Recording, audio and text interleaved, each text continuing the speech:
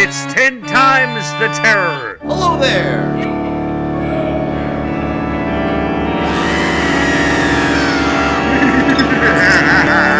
Getting old and senile. Hi, welcome again to our show, 10 Times the Terror, and my name is Ralph. And I'm Paul.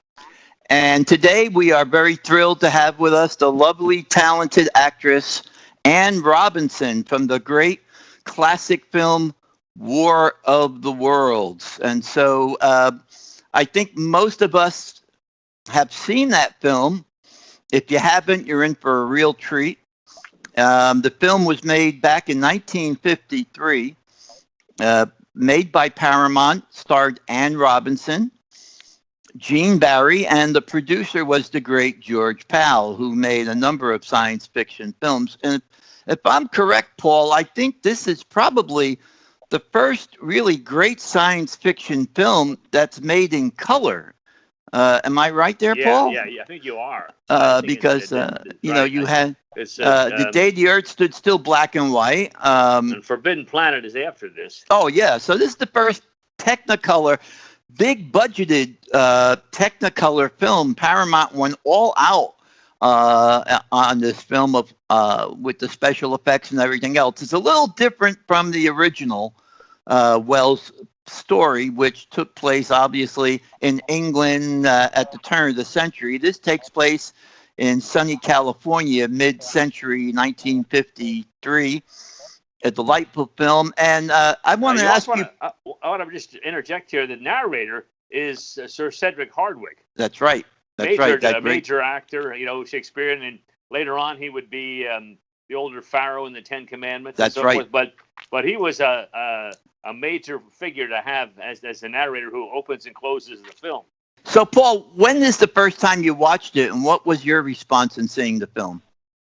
Well, I would guess I was around 12, and I would have seen it on television. It would have been black and white in that era. Oh. And, it was very, very impressive. I think it sort of launched an interest I would have had in H.G. Wells, because I went on from that, and I read. I'm pretty sure I read War of the Worlds, and I read The Invisible Man, and some of his short stories. So yeah, I was right on just about almost a teenager, but it was very impressive. Yeah, I saw the film. It's very scary. Yeah. I mean, I saw the film back in '53 when it was out. I was 6 years old, and it was pretty scary. It was pretty scary to me. And I wanted to ask you, I know Gene Barry, one of his interviews, had said that when they were making the film, they didn't have the effects all set up yet, and you and Gene were being told, just wait until you see the film. You're going to be so impressed. I wanted to ask you, when you went to the first viewing of the film, how did you respond?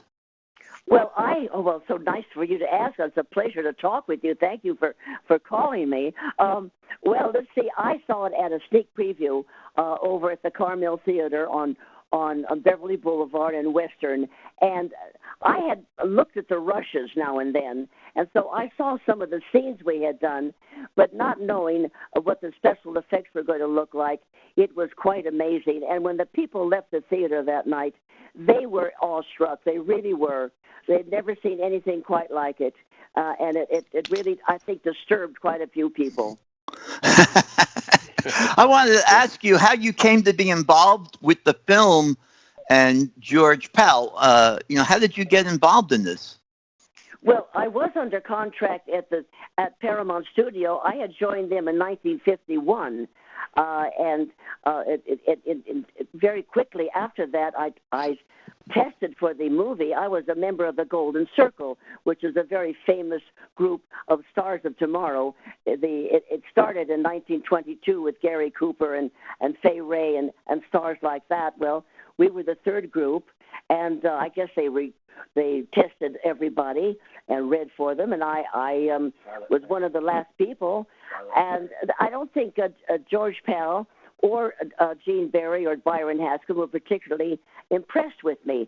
But Charlotte Clary, who was the drama coach at Paramount, I had done a recording of two voices simultaneously, a very evil voice and a very innocent voice.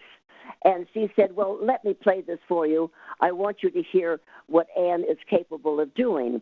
And they thought for a moment that it might have been done separately. I recorded one voice and then the other, and they put them together. And she said, oh, no, and I want you, Anne, to read for you in person. Well, George Pell evidently was rather impressed, and he said, well, you don't look anything like we're anticipating Sylvia to look like, but we are going to do our best to make you look like Sylvia. So I was just lucky. I was just most fortunate. I was one of the last people. And then when I found out much later, I think Mrs. George Pell approved me. She's the one who sort of gave the final okay. But I was just lucky. I was under contract, and there I was. Did you have any idea that this would ever become the great classic that it is? Well, growing up with George Pell and the Puppetoons, and after seeing Destination Moon, which was in Technicolor, and When Worlds Collide, George Pell had just a quality about him that he couldn't lose. There was just something about that man and his science fiction of the future. He never called it science fiction. It was science fact. As far as he was concerned, it was going to happen. Well, this motion picture the story was owned by Cecil B. DeMille. He wanted Paramount to do the film. Paramount wasn't impressed with it, but Cecil B. DeMille said, I own it and I want it done, and I want George Pell to produce it. So that's how it all took place. That's why they put, I think, over $6 million into this movie, which was quite a lot of money in those days. But there's so much of Cecil B. DeMille in that film. It just has to be, it just has to see his technique, his quality. He loved the film. And the thing that was so funny, we were about 2 weeks into production and found out that we only had the rights for the silent version. We didn't have the rights to do the movie. We didn't have a talkie version, the rights of it. They had to stop production until they could find someone who could give us the rights to do the talkie version. Oh, gee. That was quite a surprise. That is, Ralph. So we stand corrected because both Destination Moon and When Worlds Collide were in color. Yes, Right. And I saw When Worlds Collide. I was probably, like you said, 6 or 7, and that blew me away. It's fascinating to think that Cecil B. DeMille had a role in this, because you would never think of Cecil B. DeMille being involved with science fiction. But certainly the showman that he was, that would fit a film like this. Most people were so anxious to do this film. Ray Harryhausen wanted to do it, but George Pell was definitely Cecil B. DeMille's chosen one. Can you recall what you think was one of the hardest scenes that you had to do in the film? Well, I don't know. Everything was quite physical. We were running around, but nothing was really particularly difficult. I would imagine the scene where the monster puts his hand on my shoulder. I couldn't feel it, and he couldn't see me. Interesting thing about that is his daughter, Mr. Gamora, did the monster, and he and his daughter had worked on it, and they had a 6-foot monster, and George Pell and Byron Haskin did not like it. So they said, we want something smaller. We don't want a man walking around in a suit. We don't want it to look like every other monster that anyone ever had tried to originate. But so they worked on this thing. He and his daughter. What is his daughter's name? Diana. She was 12 years old, and she and her father worked all night long, 24 hours they worked, and to get the smaller version, which you see in the film. But they didn't have time to do the arms. So the arms were made for a 6-foot monster, and so that's why the arms on the smaller one were sort of out of proportion. But they worked on that, and now Charlie Gamora is inside the suit. He cannot see me. And little Diana, she is now pushing him on a dolly, very carefully pushing him into the scene. She's helping her father, and when he gets to me, he cannot see me. So she takes the elbow of the alien and gently puts it on my shoulder. Now I can't feel it, and we have to time this. So that was probably the most difficult scene we did because I had to time it. We had to get it absolutely right. When that touches my shoulder, the expression on my face, it has to coincide. So as far as difficult, that would be the most time-consuming. Most memorable scene in the whole film. I mean, everybody jumps out of their skin on that. Yeah, yeah. When that hand comes up on your shoulder, Oh, yeah. man, that's a phenomenal moment in science fiction film history. Well, I still hear that from fans. Even the older people said, when I saw that, it scared me half to death. And everybody's always talking about, especially the fact that the hand goes on my shoulder, and it's the audience, the people. I remember how the people, started to yell in the theater. But it's so wonderful to hear fans say when they were younger, it scared them half to death. Yeah, right. And is there any truth to that story that is circulated that there was a fire on the set because of those machines working with electricity? Oh no, there was a deliberate fire. Oh, I understand what you're referring to. No, they were afraid of someone. They had 1 million volts of electricity on the floor. Oh my gosh! It had to look like when the machines were raised up, you could see 3 corkscrews come down, raising the war machine off the ground. Well, when the executives from the studio came in and saw what they were doing, and that someone who didn't know what they were doing could be very seriously harmed, they stopped that immediately. So for the rest of the film, you only see the dirt being disturbed, but meanwhile, your mind has now been programmed to see the electricity columns. Oh no, that was quite a surprise. I was so fortunate on stage 18 to be able to see everything that they were doing. I watched all the special effects that I could watch. To see those 3 war machines glide silently across these magnificent miniatures, who were not dinky little tiny miniatures. They were quite expensively done. Our city hall was over 10, 12 feet high. It looked real. When that thing blew up, it looked real. Right. Yeah. What did you think of the Steven Spielberg remake? Oh, well, his adaptation, that sweetheart. He just fell in love with Sylvia, he said, when he was a young lad. And so he wanted me in that film so badly. And he was a charming person. Now, everybody has a different idea. When you read the book, George Pell's story had nothing to do with the book. It was just simply an idea of an invasion of Earth. And the same with Spielberg. Everybody criticizes it because they try to compare it. There's absolutely no comparison. His adaptation, his idea of it, was a lot more brutal and dark and frightening, closer to the story in the book. I thought some of his special effects, I love the tripod. I thought the tripod was sensational. We couldn't do it at Paramount because that would be far too costly, and then now we'd have to do stop action. We didn't have the computers in those days to simulate something like that.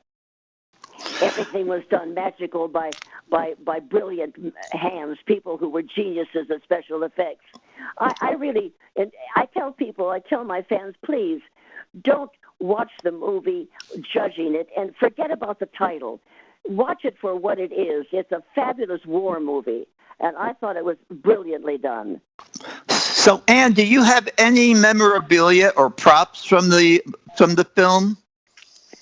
No, I do not. The only thing I have from the film was a little ring that my father gave me when I was about 18, and I wore that on my right hand, and you could see it when I touch Uncle Matthew's shoulder. And that's the only prop that I had. It was my own, and I still have it. And I wore it again in Spielberg's motion picture when Gene Barry and I were seen as grandfather and grandmother at the end of the film. But no, I don't have a single thing. So whatever happened to those wonderful war machines? Oh, I think they were destroyed on I believe, Boy Scout drive for copper. I'm not quite sure gee. if that's true, but they were all destroyed. And I think whatever George Pell had, I don't understand. I don't recall. I'm not quite sure if he had a war machine, but a lot of the props that he did have was destroyed in a terrible fire that his home had in about 1964, 65 in Bel Air. A terrible fire. I think it was 65 in Bel Air, and most everything, all of his endearing, souvenirs were gone. But one of the things that I want to bring up here, Ann, about the nature of the story, and it comes through it comes through more strongly in your version than in the Steven Spielberg one, but it's in the original text. H.G. Wells was allegedly an agnostic. Ralph and I are both Presbyterian ministers, but the climax of the book, as written, quotes from the Bible when the armies of Sennacherib are about to invade Jerusalem, and in the night God sends a plague that destroys the army. And the narrator in the book likens what happens to the Martians to be the same as that biblical story. And I think that's very striking. Again, coming from an author who was a self-proclaimed agnostic. Yeah. Well, it's just faith. I asked Forrest Ackerman years ago, who was also rather an agnostic, about why would he bring up something religion, and it was in the book, and I mean H.G. Wells, I don't understand. It's a little beyond my intelligence, but it is just faith. That's all it is. It's just faith. Yeah. He had to appeal, I suppose, to readers. I have really no logical explanation for it. I know, Ann. I know, Ann, that watching that film, and I've seen it countless times. Do you think that really is a good picture of what America was? I mean, you see in California, there's this kind of small town attitude. People have a square dance. They get together. It's just a beautiful picture. Is that an idealistic picture? I mean, you were living in California at that time. Were people like that in different towns? We live in such a different world today. I know how disappointing we live today. Absolutely. We lived like that in the 50s. I went through the entire war of the 40s, and the 50s were an absolutely magnificent decade. No, we dressed, we cared, we took care of one another, we respected one another. Life was so much nicer. No, I went to square dances. Everything that's absolutely exactly the way we lived in the 50s is how you see War of the Worlds. It was not fake, not whatsoever. I'm so ashamed of how we behave today. No one will ever know what a lovely life we had just a few years ago. I have one question that my wife wants me to ask you, Ann. And that is, what was it like working with Edith Head? Probably the leading costume designer in Hollywood at that time. Oh my God! I can't imagine. Looking back on it, I mean, it was very normal. She was such a lovely woman, and treated me so lovely. And you go to her office, and they had about nine Oscars, on her desk. And my God, it didn't dawn up. That's Edith Head. For Lord's sake, that's Edith Head. I mean, it was the most exciting thing. She drew a rendering. Paramount asked her to do a rendering of what they would think, I don't know, a Martian woman would look like, or an outer space woman would look like. And I had that all these years, and I'm so sorry I lost it in a fire.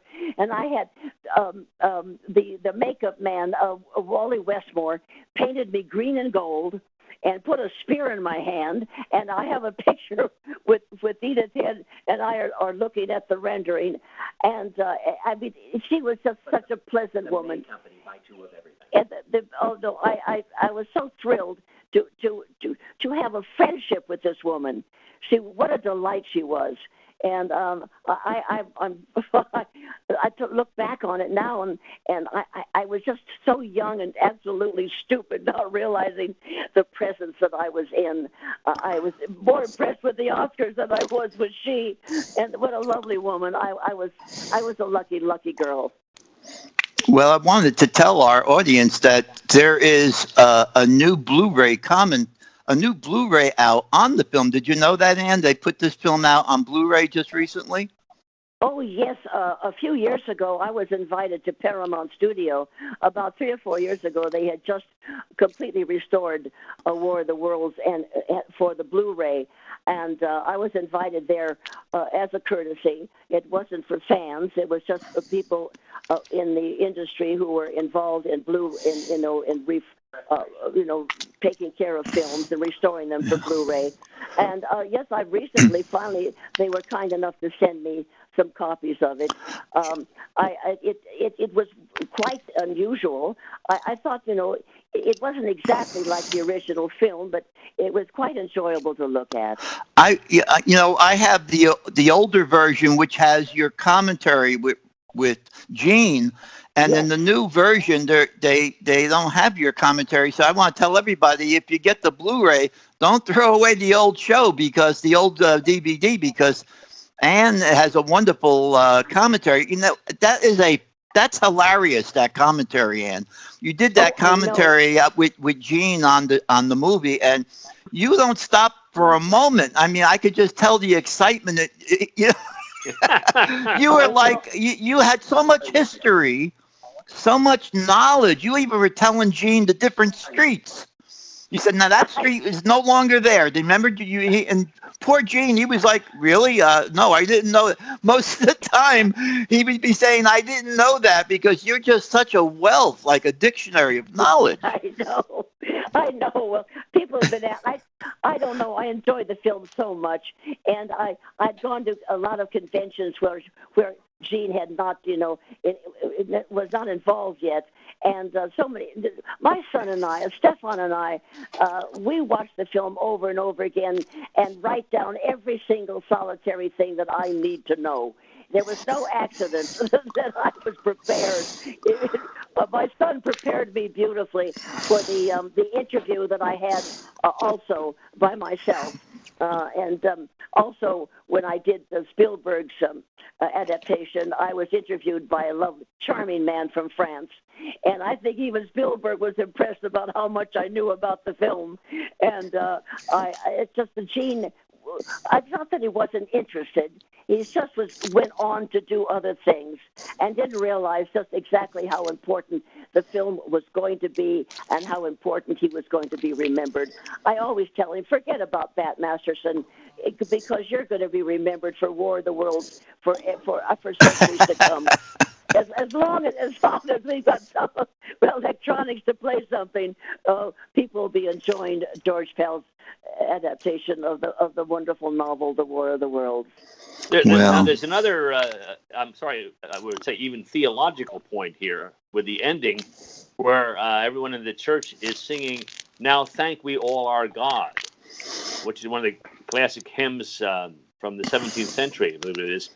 And what's significant about that is that it was written by a pastor following they'd been through a war and then following a terrible plague, and going through all of that devastation.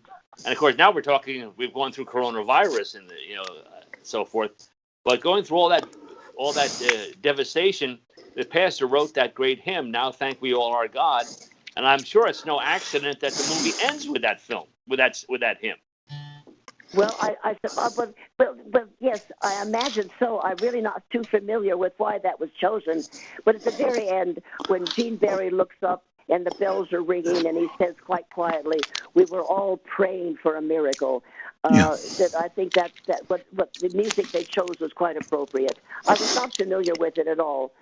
Yeah, now that you brought it up, I really haven't. All these years, I haven't paid much attention. Yeah, I mean, Bach even wrote a cantata based on that hymn. Yeah, well, You know, the so reason, for a story written by an alleged agnostic, it's very religious. the reason they chose that song is that it ends with the words "in this world and the next," which Yeah. is a reference to the whole idea of interplanetary war, different worlds, and so forth. So I think it fits in Yeah, very that's nice. Sure. And Oh. I Well, want- thank you for telling me that, because Oh, yeah. that is just the more information that I need to know for other people that might be interested in that question. and I think Paul, the other theological reference is the whole idea of church being a place of security and Yes. fellowship for Anne, because that's where she wants to be. And it really is a picture of the 50s where people looked at the church as a sanctuary, a place Yes. of refuge and comfort. Yes, yeah, absolutely. So maybe we need some Martians to get us back into the church. I don't know. And I wanted to close, because you're such a special girl. I wanted to close because Paul and I are pastors. I wanted to close with a prayer for you. Would you let us pray for you? Oh, I would be honored. Thank you so very much for asking And then you got to hold on. I'm going to sing a few verses of a favorite song, and I want to dedicate it to you. But I got to tell you now, even though I'm dedicating it to you, and there's a man singing to you, I don't know when the last time a man sang and played guitar for you. But don't get too excited. Don't get too excited, because I'm married. Okay. But Oh, bless your heart. so let's have a word of prayer. Dear Lord, thank you for Anne and her family, and for her graciously coming on the show. Bless her and her children. Thank you for your gift of your only Son, that through faith we can have eternal life. And now, Lord, we hold up Anne and pray that you give her many more years, because she's such a gracious and beautiful lady. And I want to close with just a few lines of one of my favorite hymns. Amazing grace, how sweet the sound that saved a wretch like me. I once was lost, but now I'm found. Was blind, but now I see.